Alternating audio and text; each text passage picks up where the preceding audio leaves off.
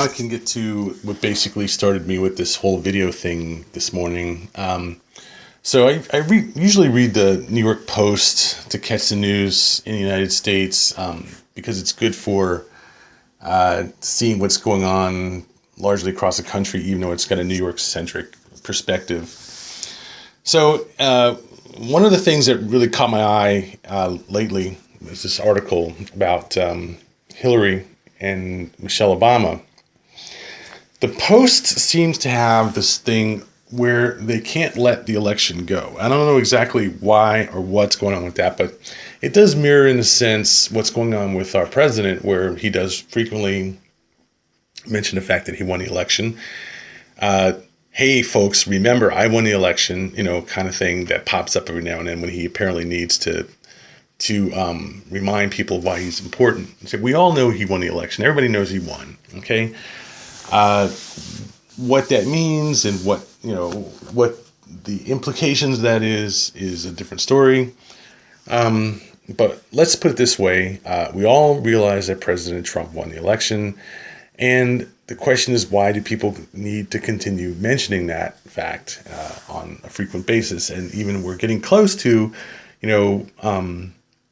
a year after the election. So we really need to kind of, tie that up and put it away, I think, and move on. Both sides understand that, and we need to move on. So my question is, why do people keep bringing up the fact that Trump won? I mean, it's almost like the birther issue. Why do people keep bringing up the fact that Obama was born in the United States and try to say that he wasn't born in the United States? It's weird. I don't know. It's this harping on past events kind of thing, which is really strange.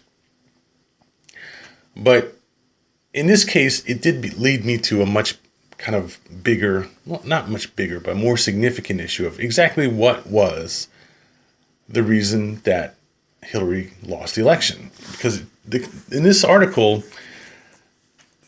the author, what's her name?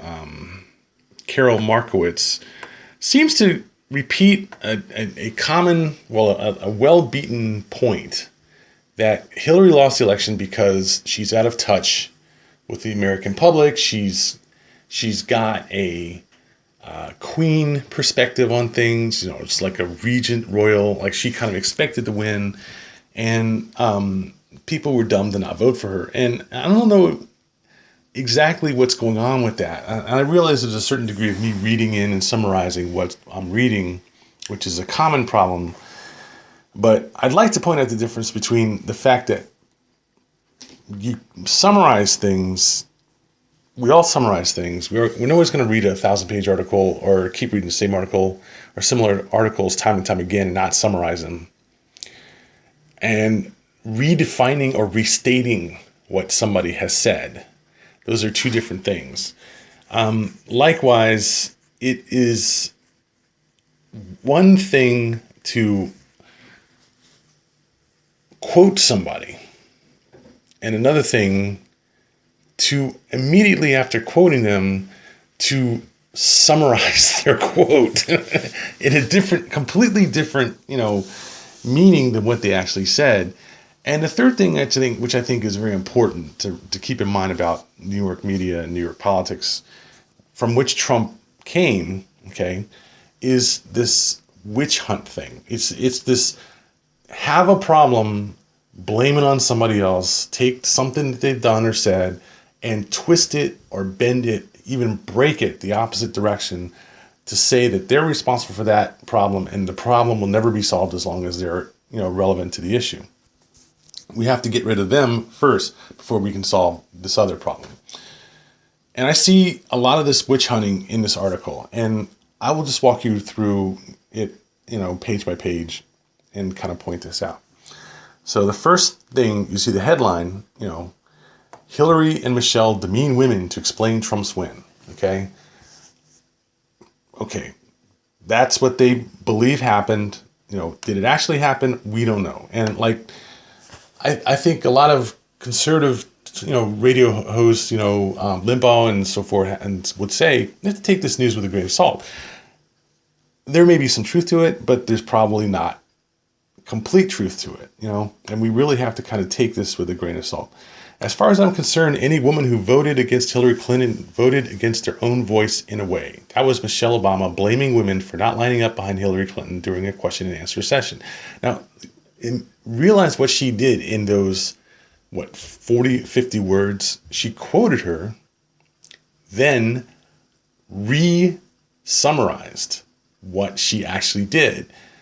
It's gotten to the point where you can quote somebody as a license to just redefine and restate what they just said, what they literally to take it and just turn it around to suit whatever goal or agenda that you have.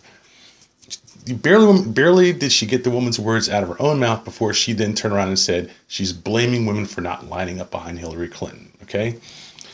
No, she wasn't done. To me, it doesn't say as much about Hillary. What it says is about women. Okay, what does it mean for us women? That we look at these two candidates as women, and remember, the two candidates we're talking about are Hillary Clinton and Donald Trump, and many of us said, that guy, he's better for me.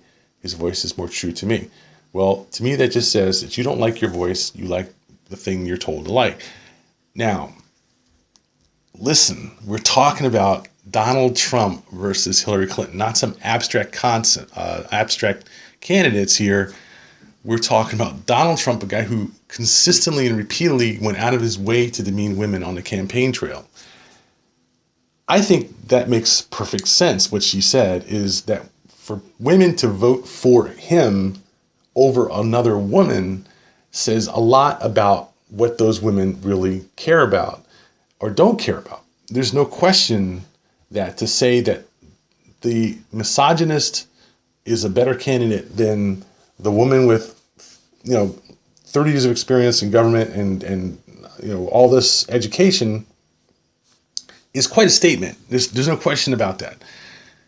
She didn't dare take that on. What she tried to do is wrap that into what Hillary Clinton said, smirching it by association and saying a few weeks ago during an interview with NPR, she retold a story by Sheryl Sandberg. Okay, women will be under tremendous pressure from fathers and husbands, boyfriends, and male employers not to vote for the girl. Now, there's no question, okay, that happened. There's absolutely no question that women across the country were under some pressure, okay, to vote for Trump against Hillary Clinton. Okay, anyone who denies that is insane. There's no question that happened, okay? But how does it then make sense to immediately twist the compass on this and say that it says, this is Hillary's closing pitch. Women are too dumb to know what they need. I can't imagine how she lost. The sarcasm, can't imagine how she lost, was just a little bit too much. I said, fine, okay. How did she lose? She didn't actually say how she lost. She just said, I can't imagine how they lost. So now let's go on and see where she actually walks farther and farther and farther up that plank.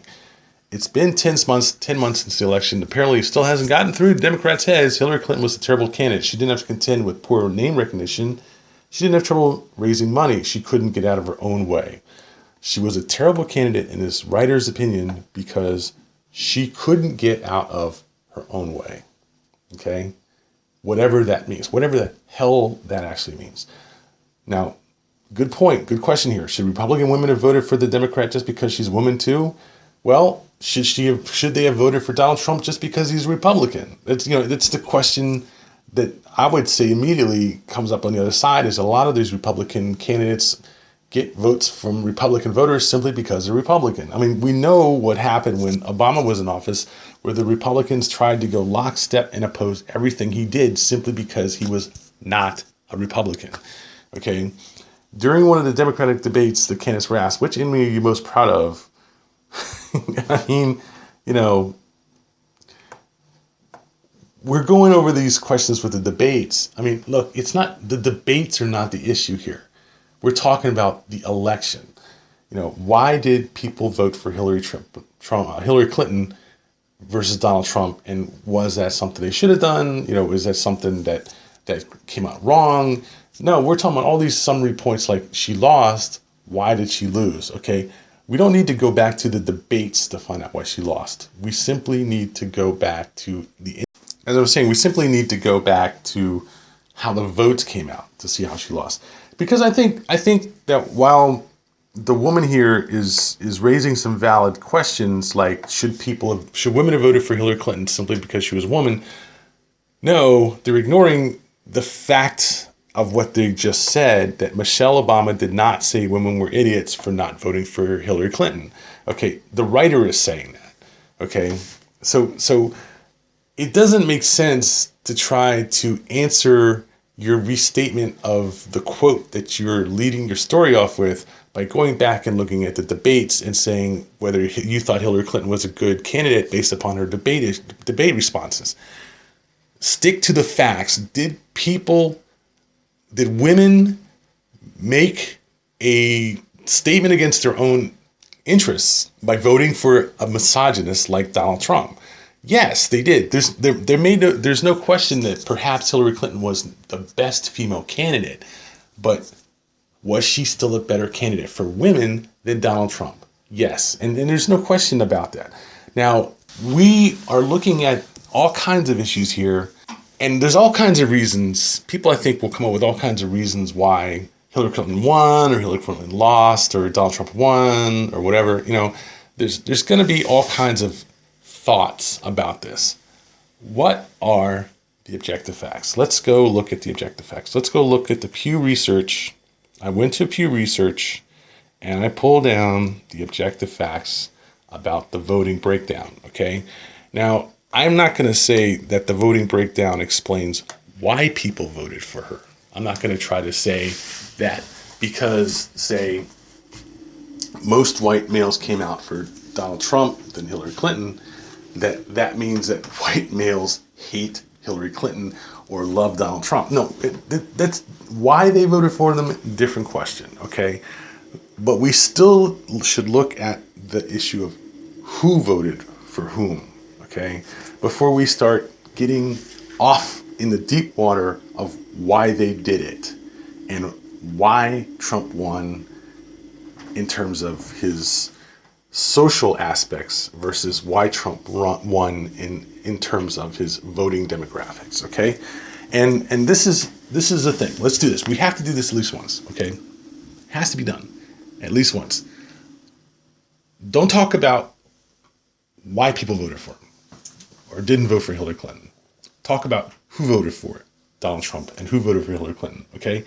And they break it down, the Pew Research people break it down by race, gender, education, and age, okay? In a simple article, which I think is very clear, except for the graphs, not necessarily clear, so I'm going to explain them in a little bit more detail. Okay, first graph. In victory, Trump won whites by virtually the same margin as Romney in 2012, okay? Now, these graphs are broken down. The first graph is blacks, Hispanic, and white, and you can see that it's a margin of victory graph. So the trend here is the last election, 2016, Democrats won the black vote by 80 points. They won the Hispanic vote by 36 points, and they lost the white vote by 21 points, is what that says, what that means. Okay, the trend is down in all three categories, actually except for the white vote, which is pretty much the same, actually slightly increased by 1 point. Okay. So what this says is that compared to Obama's second election versus the last election, the Democrats lost 7 points out of 80 in terms of a winning margin with blacks. They lost 8 points out of 44 in terms of a winning margin with Hispanics, and they gained 1 point out of 20 in terms of a losing margin with whites, okay?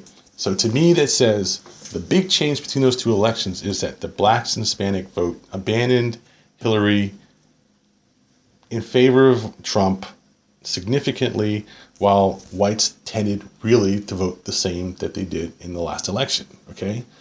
And that's a big factor right there. It has nothing to do, per se, with women deciding that they'd rather vote for Trump than Hillary Clinton, except for the fact that maybe black women and Hispanic women said that, okay?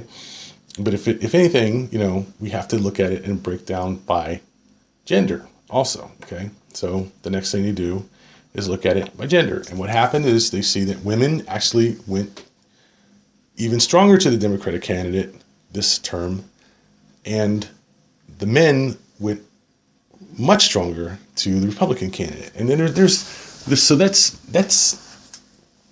if you're going to have a 7-point swing for blacks and Hispanics, okay, towards the Republican candidate, and women vote essentially the same, then what you saw was a huge change in the male vote. Okay, the male vote went to the Republicans this term, not so much the women vote went against Hillary Clinton. And I would say that's not even close to what happened. Okay, the problem, if there was a problem, is that men decided that they would rather vote for the white guy, even the white Republican, than the black Democrat. And this is than it did in the last election. But they decided they weren't going to vote for Hillary Clinton for president instead of Donald Trump.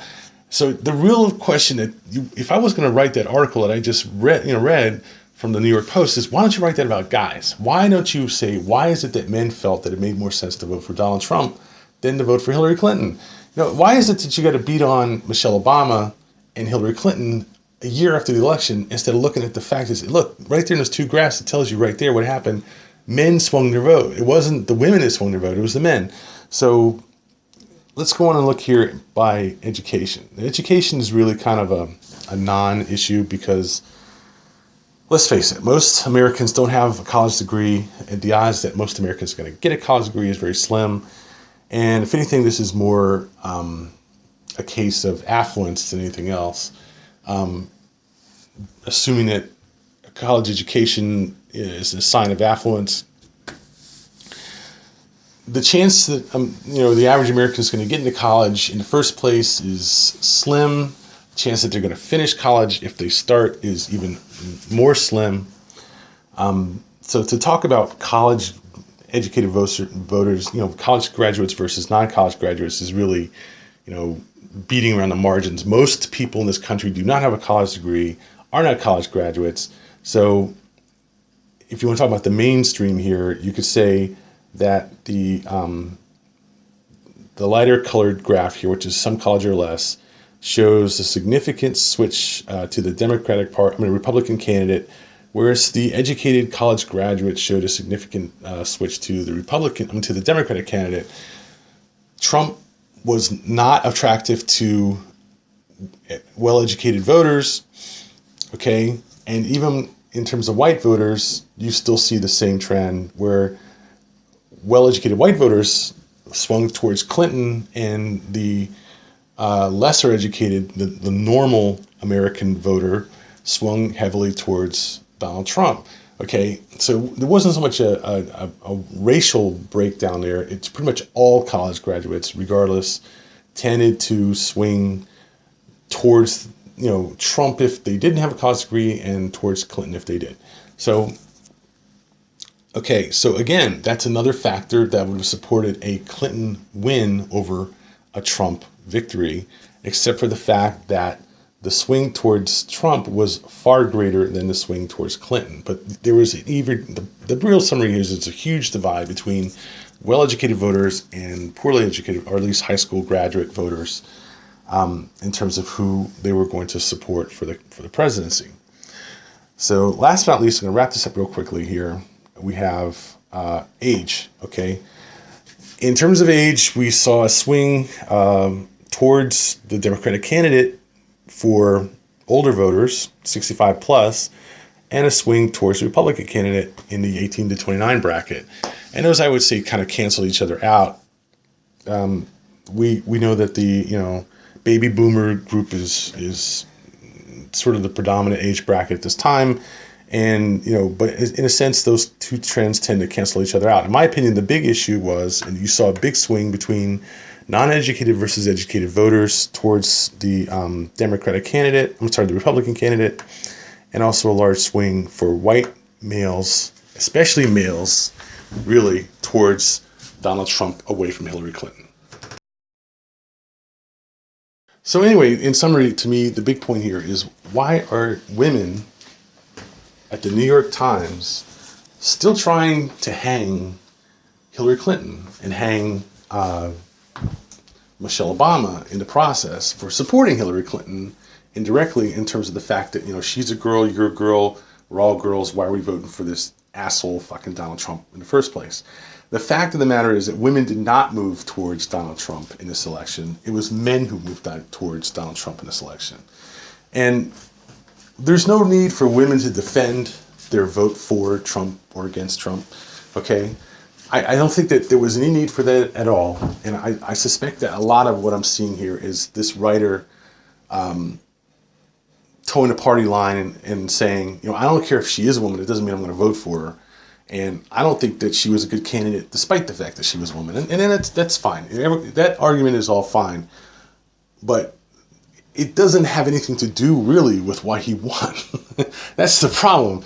He didn't win because of the female vote or a shift in the female vote. He won because of a shift in the male vote.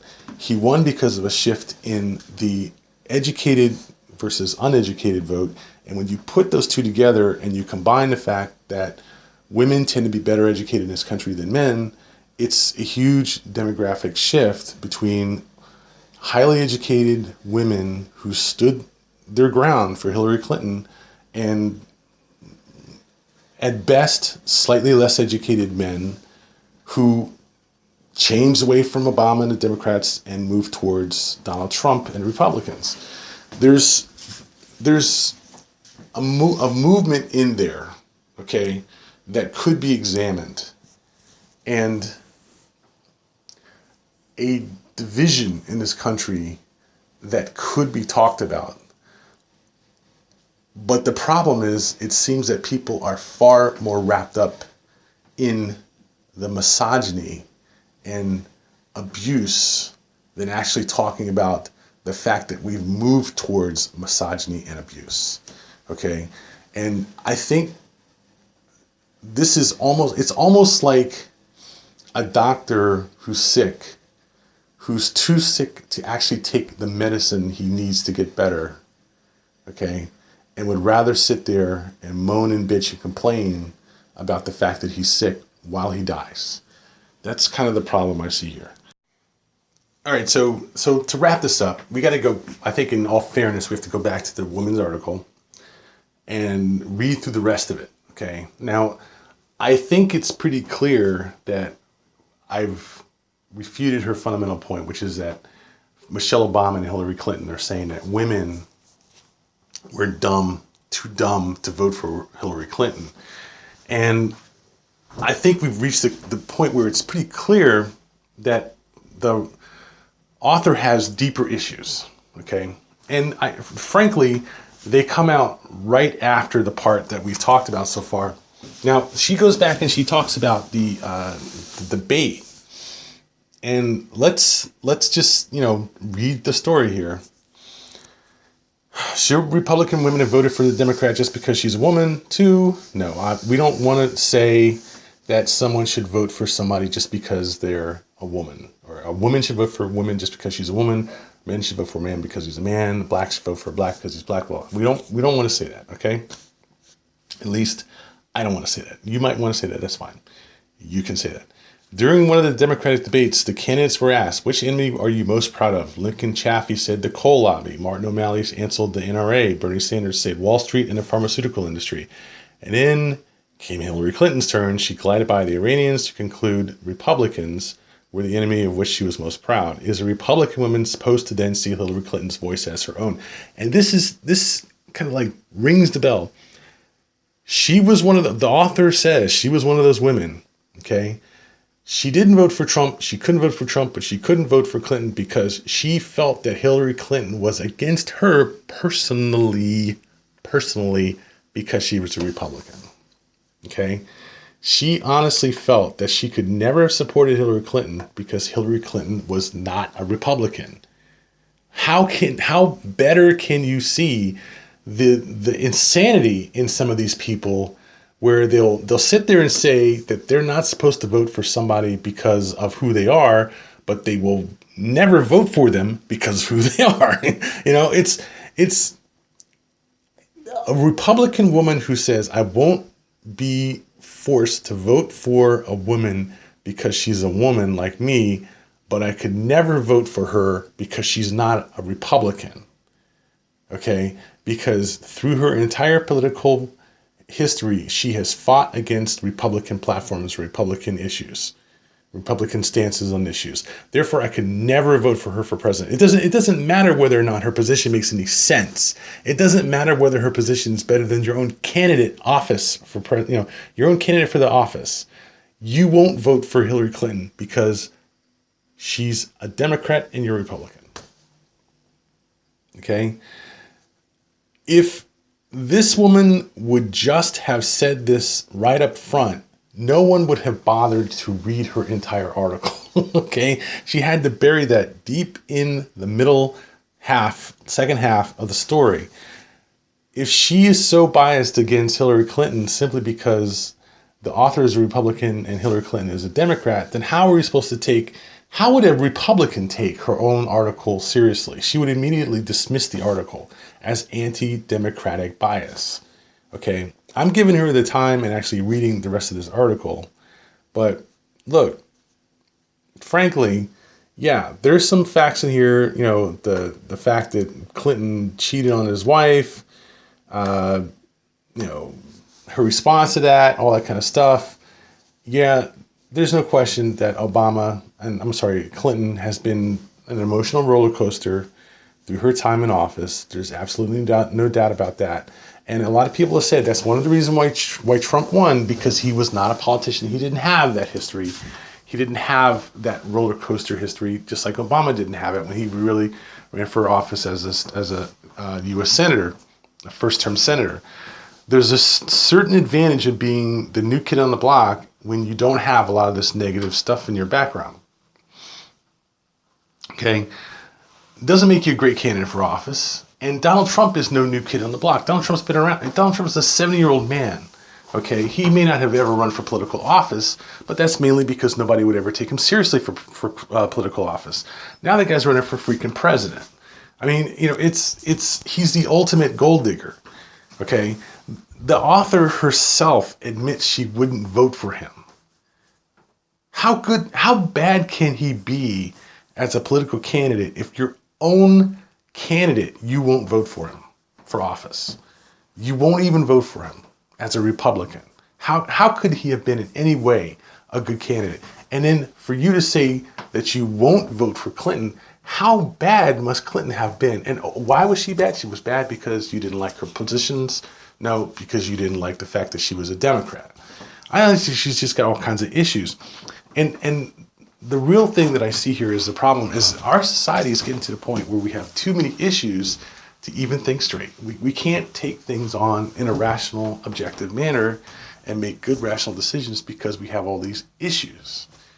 Okay? And I really hope at some point we can get past the personal issues, the mental issues, the psychological issues, and start dealing with objective reality and make some good, objective, rational decisions.